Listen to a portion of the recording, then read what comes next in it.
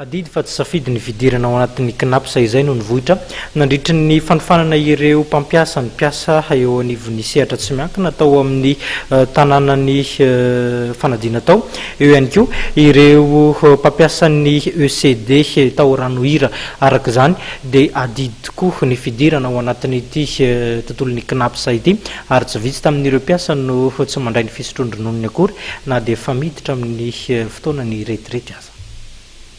Tranga fandre matetika eny anivon'ny orinasa tsy miankina ny olana manjoa ireo mpiasa feno 80 taona nefa tsy mandray fisotrondronoany rehefa tonga ny fanterany.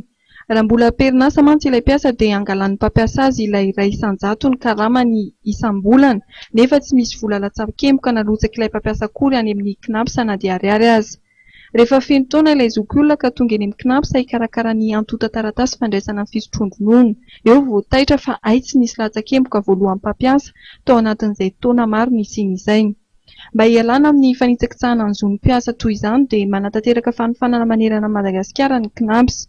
Isan'izany ny fanofanana karakarain'ny SAS na ny service d'action sanitaire et sociale tany Ranohira, faritra Iorombe ny talata 12 Martsa hatramin'ny zoma 12 Martsa lasa teo. Natao manokana zany ity mba ahafantaran'ny rehetra misy ny mpiasa inona izany fiahina ara-sosialy zany, ahoana zany tombosoan'ny mpiasa zany, sy atao tompotrano mihono ny mpiasa satria izay anatom-pisian'ny knapsa hitondra an'izay fampahasahivana, fampahalalana, fampianarana an'izay zo ny mpiasa zay mba hialana amin'ireny teny hitahitasika amin'ny tele noho ny sy fahafantarana atahoana tokoa moa no mpiasa sady efa kely ny karamany no mbola ho isakisana koa ny zony. Ahoana ny fiainasika malagasy matoa ny firenena no miroborobo mandroso dia ny fiahina ara-sosialy ao aminy no vasizo tsara ara-dalàna tsara ny mpiasa satria ny mpiasa ne mampihodina ny orinasa. Naharitra efatrandro ny fifanatany Ranohira izay nahitana mpandray anjara avy amin'ny solotena amin'ny mpampiasa, ireo délégué syndicale, ireo mpampiasa avy amin'ny androm-panjakana mampiasa ECD.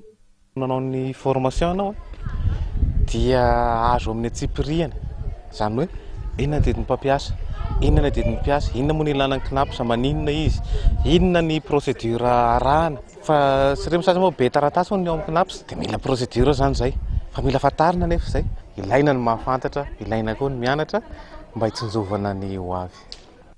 Marihana fa mba ahazoana ny fanampiana rehetra amin'ny knapsa dia mila manao fangatahana ny mpikambana tsirairay na io volan-jaza sy volam-bevoka na io solon-takaitra toy izany koa ny fisotrondronoany.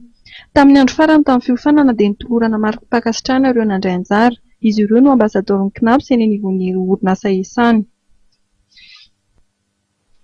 Sara ihany koa tompola sy takovavy no anakatonantsika ny fampalalamba voa tamin'ny takarivan'ny talata ity mametraka ny velomandram-pitafa ary sorana ihany koa ianao nanaraka izany ohatra amin'ny farany namanatiana soa Leonie no hiaraka aminao amin'ny andro ny rampitso ny tenako mametraka ny veloma ho amin'ny manaraka indray veloma.